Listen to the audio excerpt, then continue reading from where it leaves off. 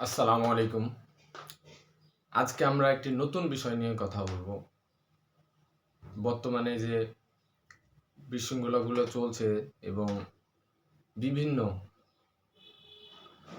বাহিনীর যে প্রশংসনীয় একটা কার্যক্রম ছিল, তার মধ্যে আমরা বিভিন্ন জায়গাতে লক্ষ্য করে দেখেছি যে পুলিশদের সাথে বা বিভিন্ন আইন শৃঙ্খলা রক্ষাকারী বাহিনীদের সাথে যে বাকবিতণ্ডা হয়েছিল, সেখানে অনেক ছাত্র বলেছিল যে এসএসসি পাস পুলিশ কিভাবে আমাদের গায়ে হাত দেয়, ডিপ্লোমা ইঞ্জিনিয়ারদের কিভাবে হাত দেয়। আপনি আপনার সেক্টরে, আপনি আপনার ডিপ্লোম্যাটিক সেক্টরে বা আপনি আপনার পলিটেকনিক সেক্টরে আপনি সেরা, আপনি আপনার গ্র্যাজুয়েশন কমপ্লিট করবেন বা আপনি আপনার যে ডিপ্লোমা যে কোর্স আছে কোর্স শেষ করবেন, সেটা আপনার বিষয়। আপনি আপনার দেশের জন্য যতটা গুরুত্বপূর্ণ ভূমিকা করেন তার থেকে কয়েক গুণ বেশি একজন পুলিশ সদস্য বা একজন আইন শৃঙ্খলা রক্ষাকারী বাহিনীর সদস্য করে থাকে। তাদের জীবনটা একটা লং পিরিয়ড স্যাক্রিফাইসের মধ্য দিয়ে পরিচালনা করে। বাট কেন এরকমটা কেন হচ্ছে? বিগত প্রজন্মগুলোতে এইসব আইন শৃঙ্খলা বাহিনীদের পর্যাপ্ত সম্মান দেওয়া হতো। তারা যদিও জুলুম করতো বা জনগণের সংস্পর্শে আসলে জুলুম হবেই। পুলিশ বাহিনী বা বিভিন্ন আইন শৃঙ্খলা রক্ষাকারী বাহিনীর তৈরি হয়েছে দুষ্টের দমনের জন্য, এরকম হবেই। বাট অনেক সময় আপনারা এখন বলতেছেন যে পুলিশ বাহিনী কিভাবে এসএসসি পাস করে ডিপ্লোমা ইঞ্জিনিয়ারদের হাত দেয়। বাংলাদেশে কেউ পাগল নাই। আপনারা যেমন পাগল, আপনার রেজাল্ট কি নিয়ে আপনি পলিটেকনিকে ভর্তি হয়েছিলেন সেটা কারো অজানা না, বুঝেছেন? সেটা কারো অজানা না। আপনার ক্লাসে আপনি ব্যাক বেঞ্চার ছিলেন কি ফার্স্ট বেঞ্চার ছিলেন, এটা কারো অজানা না। দেন আপনি পলিটেকনিকে ভর্তি হয়েছেন এবং পলিটেকনিকে ভর্তি হয়ে কারা, এটা কারো অজানা না। সো বাঘকে ভালুককে অন্য গল্প শোনাতে আসবেন না, এটা আপনাদের ভুল। আপনারা তাদেরকে অবমাননা করতেছেন। তাদের যে ট্রেনিং, তারা যে দেশ সেবায় নিয়োজিত হওয়ার জন্য যে তারা ট্রেনিং পিরিয়ডের মধ্য দিয়ে যায়, এটা আপনার মতো করতে 100 বার জন্মগ্রহণ করা লাগবে। আমি কটুভাবে বলতে চাই না, আপনার যেমনটা সম্মান রয়েছে আমার কাছে আপনার সম্মান সর্বাধিক, কারণ আপনি ছাড়া আমার বাসা বাড়িতে ফ্রিজ ঠিক হবে না, টিভি ঠিক হবে না, এসি লাগাতে পারবো না। তাই বলে আমি আমার বাচ্চাকে শোনাবো না যে বাবা এই যে ফ্রিজের মেকার আসছে, ফ্রিজের মেকারকে একটু খাবার খেতে দিও, চা খেতে দিও। আমি এভাবে সম্বোধন করব না। এটা আমার শিক্ষা নেই। এটা কোনো বাহিনীর বা কোনো মানুষের, একজন সাধারণ মানুষ, আমিও একজন ছাত্র, এই হিসেবে আমার এটা শিক্ষা না যে আমি বলবো বাবা একজন ফ্রিজের মেকার, নট ফ্রিজের মেকার না, বাবা তোমার এক ফ্রিজের, আমি এভাবে কাউকে শেখাতে পারি না।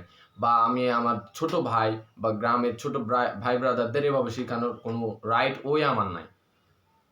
একটা সব কিছু লিমিট আছে। ওরা এসএসসি পাস করে বা ইন্টার পাস করে ঢুকে, তারপরে ফেসটা আপনাকে জানা লাগবে যে ওরা কি করে।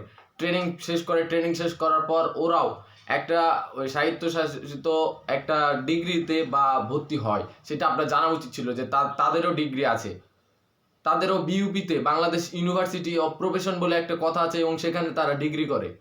আপনি কাকেই দেখাতে চান? আপনি পলিটেকনিকে আপনার প্রথম কয়জন জিপিএ 5 নিয়ে যায়, আর তাদের কতজন জিপিএ 5 নিয়ে তারা দেশ সেবার কাজে নিয়োজিত হয়, এটা আপনার জানা দরকার ছিল। বাট আপনি এইগুলা তুলে ধরেন নাই। আপনি স্ট্রাইক করতেছেন, পুলিশকে আপনি বলতেছেন পুলিশের কি যোগ্যতা সেটা পুরো বাংলাদেশ জানে। পুলিশ যদি 30 মিনিটের, আইন শৃঙ্খলা রক্ষাকারী বাহিনী যদি 30 মিনিটের কর্মবিরতি দেয়, আপনার স্বপ্নগুলো ধুলোর মতো আকাশে উড়ে যাবে। সো এগুলা গল্প আর বাঙালিকে দিতে আসবেন না। আপনি আপনার দাবি চাইছেন, ভালো কথা, আপনি চাইতেই পারেন, বাট আপনি কাউকে খাটো করে তো না। পুলিশের যে কোয়ালিফিকেশন আর আপনার কোয়ালিফিকেশন আকাশ জমিন।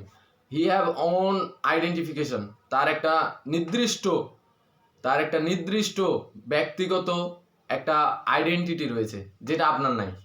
অ্যাজ এ স্টুডেন্ট আপনার এগুলো হচ্ছে ব্যবহার কাম্য না। তার কি কোয়ালিফিকেশন আছে সে জানে। তার পরবর্তী র্যাঙ্কের জন্য তাকে এসএসসি পাশে উত্তরোত্তর দেওয়া হয় না, বুঝেছেন? আপনাদের এগুলো জানতে হবে। আরেকজন স্টুডেন্ট বলল কি যে দেশ সেবার কাজে তাদের কাজ সীমান্তে, তারা সীমান্তে যাবে। কি ভাই, সীমান্তে কারা থাকে? সীমান্তে বিজিবিরে থাকে। বিজিবির সাথে আপনি বিতন্ডায় জড়িয়েছিলেন?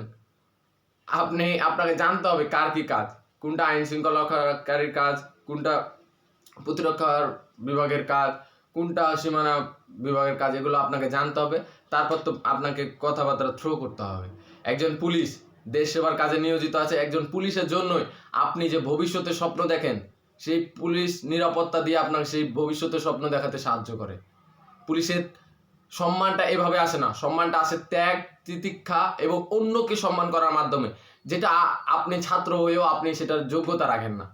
বড় আফসোস, দুঃখজনক যে আপনারা এগুলো নিয়ে কথা বলছেন। কোয়ালিফিকেশন কার কোনটা বেশি, সেটা কার সম্মান কোনটা বেশি, কোন লেভেলে আপনার সম্মান, কোন লেভেলে তার সম্মান, এটা আকাশ জমিন পার্থক্য, এটা সবাই বোঝে, সবাই বোঝে। পুলিশ এখন আমাদের দেশ ও সেবার কাজে নিয়োজিত, তারা বিভিন্ন ধরনের ভালো কাজ করতেছে। যাক, তারা সংস্কার হয়ে অনেক ভালো কাজ করতেছে, অনেক স্যালুট তাদেরকে স্যালুট জানাই। এবং তাদের কোয়ালিফিকেশন নিয়ে প্রশ্ন তোলার আগে আপনি কেমন, আপনি যে পলিটেকনিকে ভর্তি হতে গিয়েছিলেন, সেখানে আপনাদের কি রেজাল্ট ছিল, আপনি কেন পলিটেকনিকে ভর্তি হতে গেলেন, এগুলো নিয়ে আগে নিজেকে প্রশ্ন করবেন। তারপর পুলিশ কিংবা অন্যান্য বাহিনীর সাথে কথা বলবেন। পুলিশদের ডিগ্রি বাধ্যতামূলক হয়। বিভিন্ন বাহিনীতে কর্মরত যে সদস্যগুলো রয়েছে, এদের ডিগ্রি নির্ধারিত বা ডিগ্রিতে ভর্তি করানো হয়। যারা ইন্টার পাস করে না, ইন্টারের জন্য নিস নামে একটা প্রতিষ্ঠান আছে, ওই নিস ক্লাসের মাধ্যমে তারা ইন্টার পাস করে। দেন হচ্ছে বিইউবিতে, বাংলাদেশ ইউনিভার্সিটি অফ প্রফেশনে তারা হচ্ছে ডিগ্রিধারী হয়, ডিগ্রি অর্জন করে। আপনাদের থেকে কোনো অংশে কম না। তারা যে যুদ্ধের কৌশল নিজেদের মধ্যে আয়ত্ত করে, সেটা আপনার দ্বারা 5 বছরও আপনি একটা ফেজ, একটা যুদ্ধের দশা আপনি মুখস্থ করতে পারবেন না। সেক্ষেত্রে আপনাদের এত বড় বড় কথা বলার দরকার নেই। আপনাদের যেটা চাওয়ার আপনারা চাইছেন, বাট পুলিশের সাথে আপনাদের এরকম বাক বিতন্ডায় জড়ানোর কোনো ওয়ে রাখা উচিত না। কারণ আপনার কোয়ালিফিকেশনের সাথে তার কোয়ালিফিকেশন ম্যাচ করবে না। আপনি স্টুডেন্ট, সে একজন দেশের সম্মানীয় ব্যক্তি, দেশের গর্ব, দেশকে ভালোবাসার জন্য, দেশপ্রেমের জন্যই সে তার জীবনকে আত্মনিয়োগ করে। আপনি তো পুলিশকে কোনো কিছু দিতে পারেন না।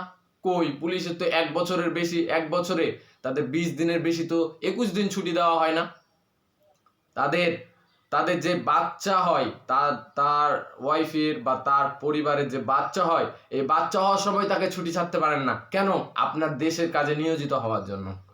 বুঝেছেন? সেক্ষেত্রে এগুলো মাইন্ড সেট আপ করবেন। দেশকে ভালোবাসা সম্মান কোনটা, আর অন্যকে কটূক্তি করার সম্মান কোনটা, এগুলো আপনাদেরকে বুঝতে হবে। না হলে ভবিষ্যৎ প্রজন্ম আরো আপনাদের মতো তৈরি হবে। মানুষকে সম্মান করতে শিখুন, সম্মান পাবেন। আপনাকে কি কেউ বলতে গিয়েছে যে আপনি বুয়েটে গেলেন না কেন, আপনি কেন কারিগরিতে ডিপ্লোমা করলেন কেন? আপনাকে বলতে গিয়েছে? পলিটেকনিকে ডিপ্লোমাতে ভর্তি হলেন কেন? বুয়েটে গেলেন না কেন? মেডিকেলে গেলেন না কেন? সেখানে আপনার কোয়ালিফিকেশন নাই, না মাথার ভ্যালুটা নাই? আপনার থেকে সে গর্বিত, আপনার থেকে সে মেধা, শক্তি, সবল, উচ্চতা এবং উন্নত মন মানসিকতা এবং মনন শক্তি আছে বলেই সে হচ্ছে বাংলাদেশের আইন শৃঙ্খলা রক্ষাকারীর একজন অন্যতম সদস্য। হাতে গোনা 2 লাখ 2.5 লাখ এর মধ্যে সে একজন। সে দেশের একজন হত্যাকর্তা, দেশের রক্ষাকর্তা নামে পরিচিত। আপনাকে তাকে সেই সম্মানটুকু প্রয়োগ করে কথা বলতে হবে। আদারওয়াইজ আপনি নিজের সম্মান নিজে রক্ষা করতে পারলেন না। এবং এটা জানা এবং শোনা কথা, যে অন্যকে সম্মান করে সে সম্মান পায়, যে অন্যকে সম্মান করে না সে বিভিন্ন জায়গা থেকে লাঞ্ছিত বঞ্চিত হয়। আমি আপনাকে ছোট করতে চাই না। আপনি ডিপ্লোম্যাটিক, আপনি ইঞ্জিনিয়ার, অবশ্যই ইঞ্জিনিয়ারের ভ্যালু আমি আপনাকে দিব। আমি তো আপনাকে টিভি ফ্রিজের মেকার বলে ডাকি নাই।